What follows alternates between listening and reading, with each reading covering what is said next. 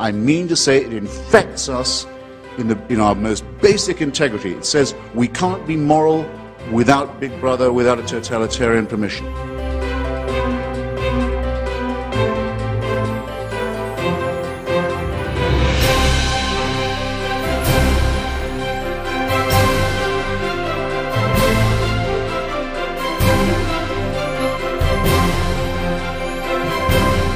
You're a child made in the image of God. Oh no, you're not.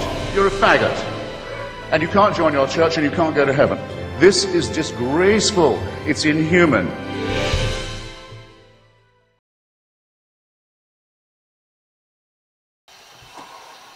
So I've been trying to figure out when I started feeling actual hatred toward Islam.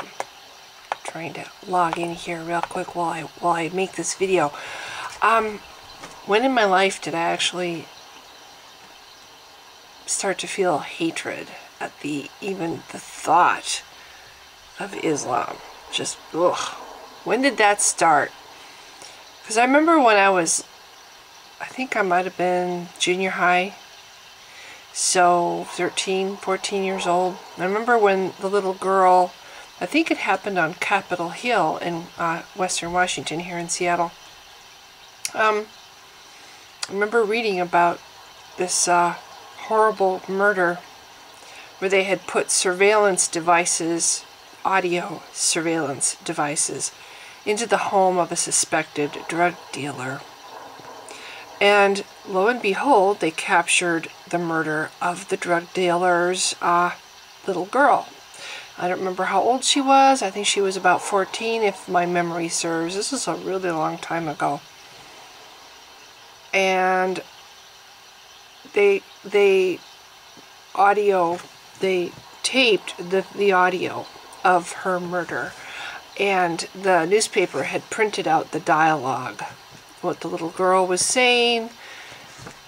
And I don't remember it because this is like ages and ages ago, but I remember it was because the issue was about the fact that she wanted to dress more Western so she could fit in with the kids at school, which is such a normal kid thing. The desire to fit in and belong and be accepted is just, you know, it's like eating and breathing and drinking water. It's like a necessity of life. All kids want to fit in. And so this little girl, they bring her from whatever Middle Eastern country out to America, and then they don't expect this kind of repercussion, that their child is going to be influenced by Western culture and children who are of the Western culture. They didn't expect this to happen. And then what do? They blame the child for just being like any other normal child, wanting to fit in. This poor little girl is begging her father, mother's holding her down, while father is repeatedly stabbing her with a ice pick, begging him to stop. And they had this dialogue in the newspaper. And I remember reading it, and even more than I am now, when I was younger, I had a very vivid imagination, and I just couldn't shake that image in my mind, because I had a wonderful father, and he died when I was 6, so of course, he never came off the pedestal that little kids put daddy on. My dad never got off that pedestal. He's on that pedestal to this day. He couldn't do anything wrong. He was just wonderful. My wonderful, wonderful dad, who let me sit in his lap while he read the paper. And I remember the smell of his pipe. And I remember him letting me ride on his shoulders. And I remember him wheeling me around in the wheelbarrow. And we had a dolly. He would let me stand on that, and he'd wheel me around. And riding on the dirt in the back of his pickup truck when we went to various farms to get dirt for his tree nursery.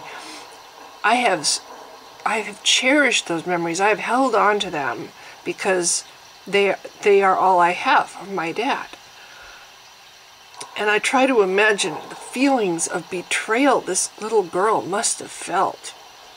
The parents that a child trusts their parents to protect them and defend them And I just can't even imagine the level of betrayal and confusion she felt with both mom and dad actively seeking to kill her for dressing, for how she was dressing. Excuse me? And this kind of thing happens all the time. Parents turning on their own children and destroying them happens all the time. But me, as a young person who didn't get to have a dad, and imagining what it would be like, how wonderful it would be to not have to lose my dad when I was 6, and trying to even imagine my dad, my trusted, wonderful father, doing that to me. It was just, it sickened me, and it stuck with me for, well, here I am. How old am I? I'm over 50. I still remember that. It still turns my stomach that this little girl was murdered by her own parents for simply trying to fit in at school. A normal kid thing that she wouldn't have even had happen to her if they hadn't moved her out here into the Western culture. If they had stayed in the Middle East, she wouldn't have ever had the dilemma of trying to fit in a strange culture. She never would have even had to go through that. They put her in that position because of them bringing her out here. They put her into that position, and she got to die for it. Still angers me so much. And it gave me a really bad first impression of Islam. But I don't think I really thought much about it. You know, I think over the course of years, I mean, I thought about that murder, but I never really thought about the cult, about Islam itself.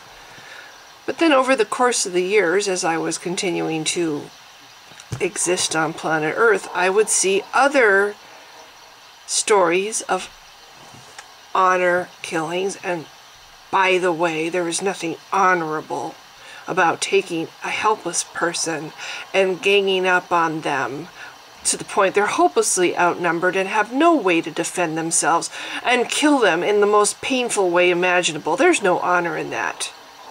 That's evil and despicable. I saw a video once where 2 chimpanzees caught a monkey. They were trying to show that, you know, chimps eat meat. Chimps are not just, you know, anyway. These 2 chimps caught this monkey and they tore it apart.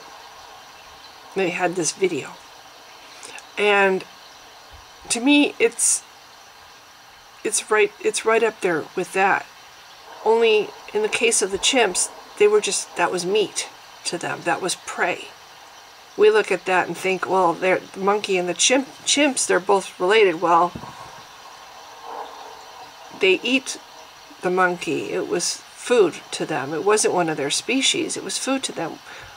What we do to our own species, you know, or you see videotapes of African lions when a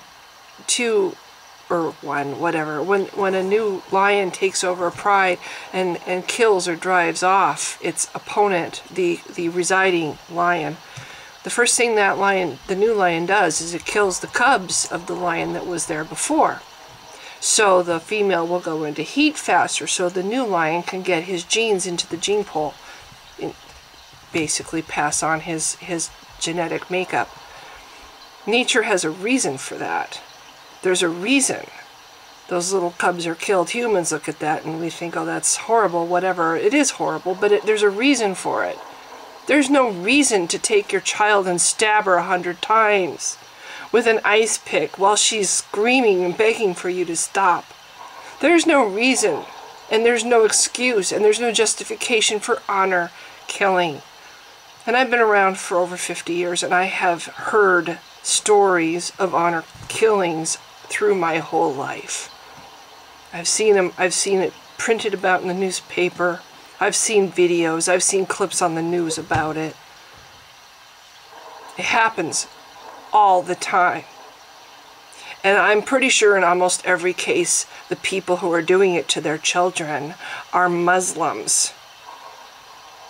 I don't know if in the Hindu religion they do honor killings. I think they do. But the ones that I've been made aware of, I think it's almost always been Muslims killing their children. But I don't think that has made me hate Islam. I don't think I actually ever hated Islam. I hated the people that would do that. I didn't tie in the cult to the people so much. It was just, I can't believe people would do that to their own child. Who would do that to their own child? What made me hate Islam? I remember seeing this clip.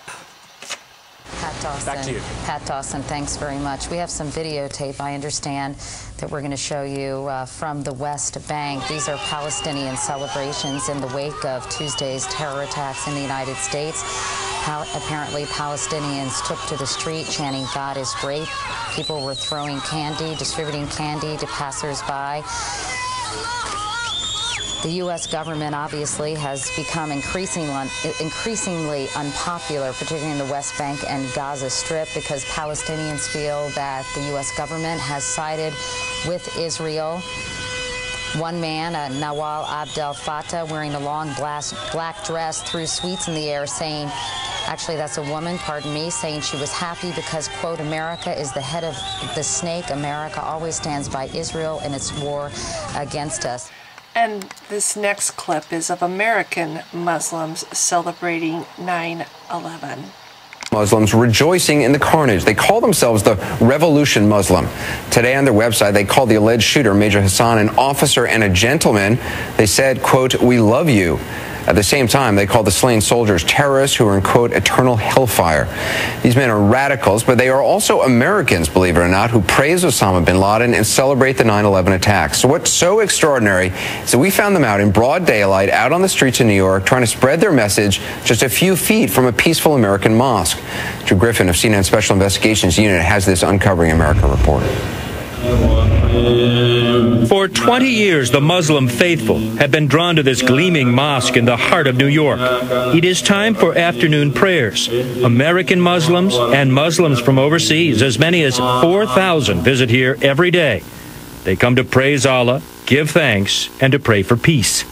Imam Shamsi Ali preaches against terror here, against the violence that right now sweeps many Muslim countries. But just outside the gates to his mosque, radical Muslims are preaching a very different view. How big a threat are these people who come here, well, maybe here today, and trying to reach your congregation? Islam is about peace. Islam is about moderation. Islam is about friendship. Islam opposes any kind of hatred against anybody. These are the brothers of Revolution Muslim. We tell you Muslims to rise up. They are recruiting just outside New York's 96th Street Mosque. That the Quran commands that you disavow and make hatred and enmity between democracy, between nationalism, between secularism, and that you see Obama as the enemy he really is. That you see the United States as the enemy it really is. Youssef al-Khattab, a Jew who lived in Israel and abruptly converted to Islam, and Yunus Abdullah Muhammad, also a convert, both born and raised in the United States, a country whose way of life they say they hate. And if you are not a Muslim, they count you as a disbeliever. Their mission? To terrorize you. We're commanded to terrorize the disbelievers. And this is a religion, like I said. Commanded to terrorize the disbelievers? The Quran says very clearly in the Arabic language, Turhibuna. This means terrorize them. It's a command from Allah. So you're commanded. It's a terrorize them. Terrorize. Doesn't mean anybody who you define believe. Terrorism as going and killing an innocent civilian. That's what I define terrorism as making them fearful so that they think twice before they go rape your mother or kill your brother or go onto your land and try to steal your resources. It is that jihadist version of Islam which allows them to conclude the killing of American soldiers overseas is justified, that the attack of 9/11 was also justified, and that an attack on almost any American is justified. Americans will always be a target and a legitimate target until America changes its nature in the international arena. In separate and disturbing interviews, both look to one man as the true living model of Islam. Osama bin Laden. I love Osama bin Laden. Wallahi, I love him. Like, I can't begin to tell you, because I haven't seen that he's really done anything wrong from the shari'a. I love him like more than I love myself. What they want is U.S. forces to be defeated for a Muslim holy land stretching from China to Rome. And yes, they yearn for the day Israel will vanish. So you would like Israel to be bombed, Jews to... I think that's... Do you think that's a rational comeback? I'm asking you. I would like to see Israel wiped off the map. I would like to see a mushroom cloud over it. But before that, I'd like to see the people guided, and I'd like them to go back to their original countries where they're from. They may seem crazy to you, but you are not their target audience. The FBI has assigned agents to watch them, to monitor their website, and perhaps more importantly, watch those who are viewing and listening. Like Neil Bryant Venus, a young New Yorker who has pled guilty in a plot to blow up the Long Island Railroad. He met with and admired Khattab. I just knew that he was a good Muslim brother, and that was it. Khattab claims friendship with Tariq Mehana and Daniel Maldonado. Maldonado arrested and pled guilty in Texas to receiving military training with Somali terrorists. Mehana was just indicted in Boston, conspiring to provide material support to terrorists. The Revolution Muslim partners say they do not fight themselves and do not incite others to fight. But make no mistake, they want you to become a Muslim. They want Americans to die. I would not do it myself. That's what I said. Is Obama a murderer, a tyrant, a scumbag? Absolutely he is. If they killed him, would I shed a tear? Absolutely I would not. Would I say that, would I incite his murder? That's not what we don't preach that. The mosques have tried to prevent that kind of hatred from being preached by calling police. But there is little police or even the FBI can do to stop these radicalizers. They are protected by legal rights given in a country they detest. Drew, you've been working on this piece for a while. It just coincides with this shooting on the base. It's sickening, of course, in the wake of the shootings, especially to hear what these folks are saying. Just, not too many blocks from where I'm sitting right now. Right. How can they get away with this? Anderson, that's what I wanted to know. How could they say this stuff? How could they be on the web saying this stuff? And right after hours, they were up praising this attack.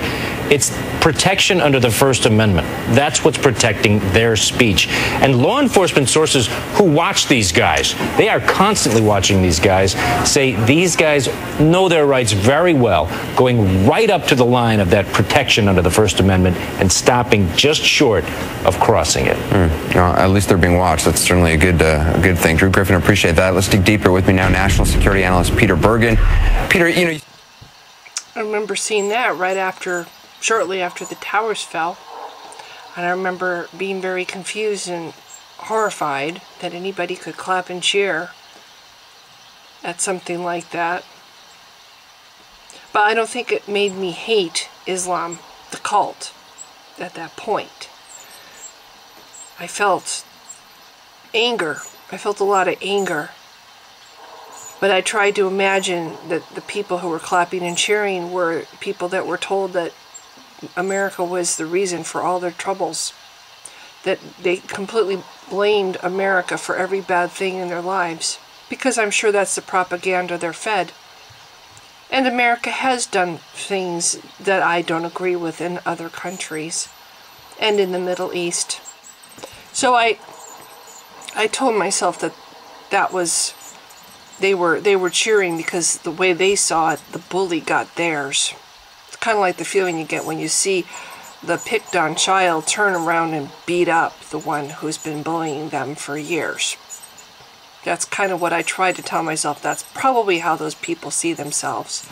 The bullied ones and America, the bully, finally getting theirs. I tried to understand. And I tried to forgive for that. And I walked away from that not hating Islam. Then I saw the movie, The Stoning of Shari'a M. Or maybe it's Shari'a M. Based on a true story. I read the book that the movie is based on, which is far more graphic about how this woman was destroyed, and how they feasted after her death. And the dog, the piece of shit ass dog that was her husband, who I am willing to bet every penny I own, never stood in front of a judge, was never in a trial, was never accused of murder, never paid any kind of penalty for this despicable crime. No, but seeing the video, seeing the movie, and seeing people throwing stones at a helpless woman for doing absolutely nothing wrong. She did nothing wrong. And she didn't even get to she didn't even get to face her accusers. She didn't get to be in the room where they had her trial. She didn't get to have a say. She didn't get to tell her side of the story. They had the trial completely without her even being there. And then she was killed for something that she didn't even do. But according to shari'a law, a woman is guilty until she can prove herself innocent.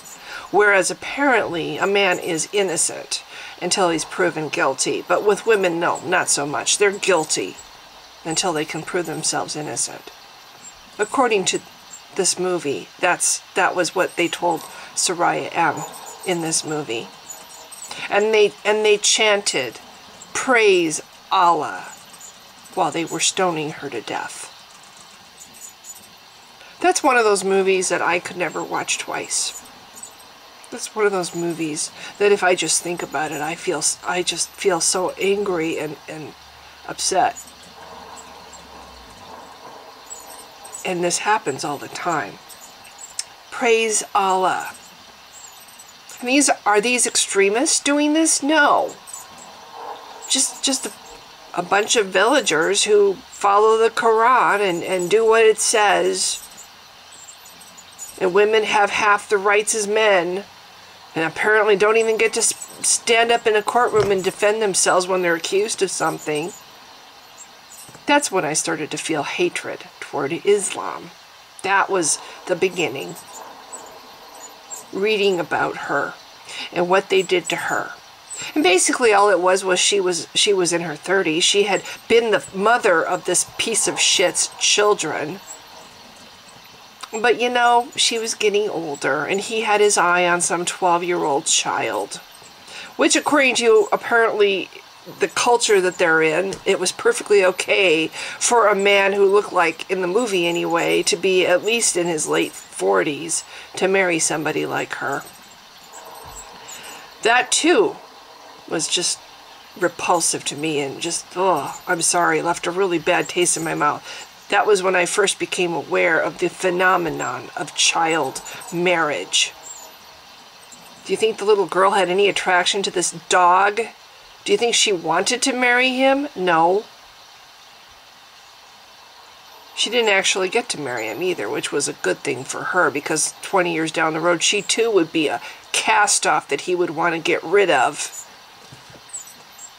Like some used-up garment so he can get a new one. What clinched it? The absolute revulsion I feel toward Islam and how it is absolutely impossible for me to see and believe that Islam is a religion of peace was the death of the Jordanian pilot and the video that I watched of an unarmed, innocent man, and I'm sorry, he was not a criminal. He was even a Muslim. He was a Muslim. So he believed the right things, but he was on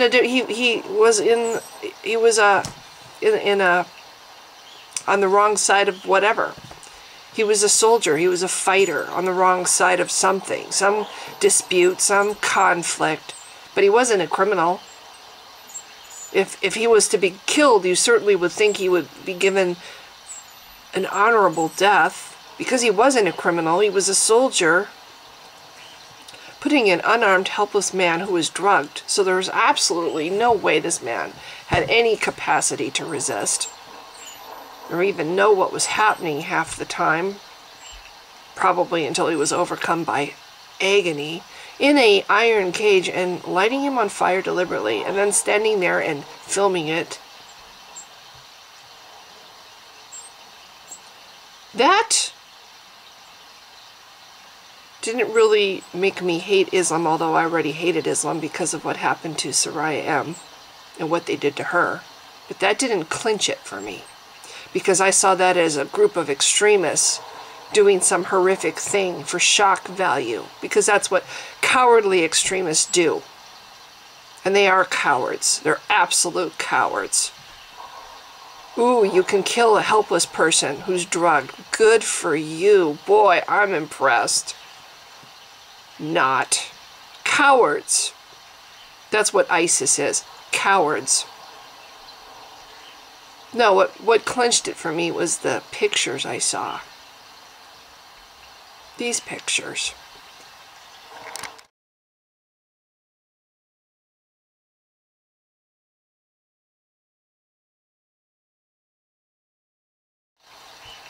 People smiling as they watched video of this man being killed, of this man being burned alive, of this man undergoing the most horrific, torturous, most agonizing, painful death imaginable. And they're smiling. That clinched it for me. I highly doubt these spectators were extremists.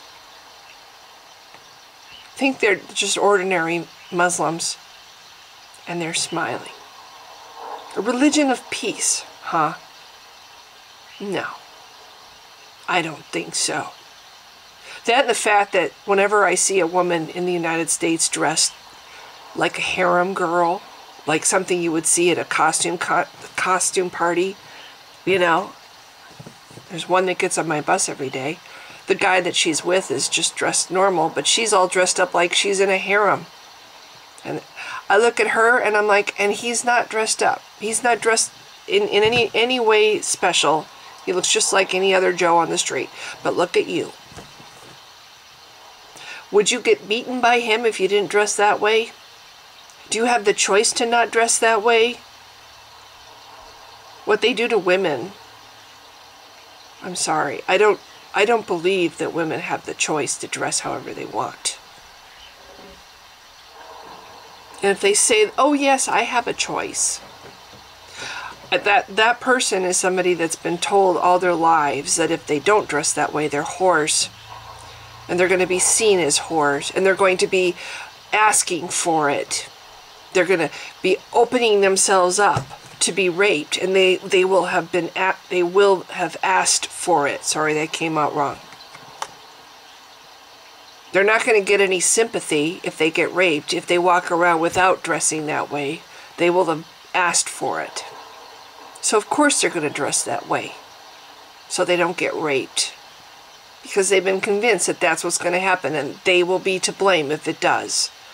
No, I don't think they really have a choice. Their upbringing has put chains on them, and they dress that way to protect themselves from something they've been made to fear all their lives, that they could be raped, that they could be beaten up if they don't conform. Oh, it's my choice. Yeah, hell yeah. If that was the choice I was given, I would dress like that too.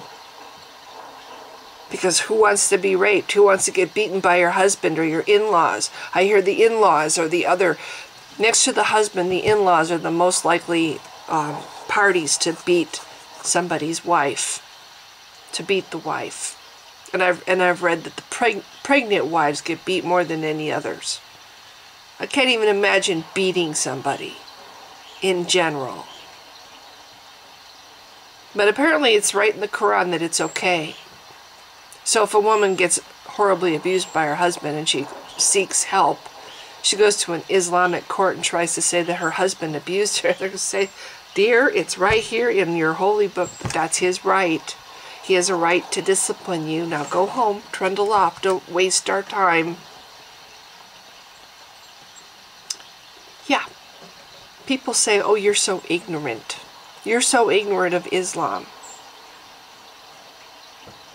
What I have seen in my life has given me a pretty strong impression of Islam. And everything that I have seen in my life, I find repulsive. Utterly repulsive. And those Muslims that walk around, oh, it's a religion of peace, everything's about peace. Well, that's fine, but I don't see it. Maybe you make it all about peace, but I don't see it, and that isn't how it touches the world. That's not how its presence in the world is felt. What I see, what its expression is in the world, how it communicates itself in the world, is violence and intolerance. And we're right. There's nothing in our book that is wrong. There's nothing in our book that has been changed. Everything in this book is correct. What we do is correct. You're wrong. There's no compromise. It's our way or no way. It's our religion or no religion. Bow down to Islam or die. Dress this way or be raped or be put in prison. Believe what we believe or be put in prison or be killed. That's how I see Islam. That's what I hear. That's what is expressed in the world by this cult. So, those few people that are walking around, it's a religion of peace. I don't believe it. I just don't believe it. Unlike Christianity, which has done a lot of vile things in history and continues to this day to have its extremist groups trying to take away people's human rights. Like this Kim Davis bitch. Take away people's rights. Unlike Christianity, that isn't the loudest thing I hear from that cult. Christianity does not express itself that way. That is the whatever rumblings of the minority of that cult. The majority of Christianity is walking around going, oh, we're a religion of peace. Yeah, we do. We believe in being just like Jesus. We're going to walk the walk, not just talk the talk. That's the Christianity I knew when I was growing up. With the evils just under the surface. Just trying to get a foothold again. Because ultimately Christianity is just a slightly more evolved version of Islam. Just as evil. Based on just its book, the Bible, is just as evil as the Quran. There's so much potential for that to just become all over again what it was 800 years ago. But right now that isn't the voice that's being heard, although it's getting louder. The extremist version of Christianity, the fundamentalists, the religious right, the conservative Christians, that part of Christianity seems to be getting louder and louder and louder again. But when I was growing up, mostly I wasn't hearing that. I was hearing Jesus meek and mild. Everything's about loving your neighbor. You know. What would Jesus do? That was always the question that I'd be, oh, what would Jesus do? What would Jesus do? Yeah. But not Islam. That's not the voice I hear from Islam. I only hear cruelty, intolerance, mercilessness, rage, destruction of your own children. If you can destroy your own children, think about it. If these people can destroy their own children, what's stopping them from destroying your children? Anyway, I was just thinking about this today when I was driving. Where does the hatred come from? When did it start? And that was my best answer when I saw the movie, The Stoning of Shari'a. And what nailed the coffin, the last nail in the coffin for me, and I'm sorry you can't convince me otherwise, was the smiles of the people watching an innocent, unarmed man being burned to death. I am absolutely convinced that the main source of hatred in the world is religion. And I think it should be, religion, treated with ridicule and hatred and contempt. Share the same weather, winter or summer, May or September, the 4th of whenever, it's better together. Let's get together. Home is where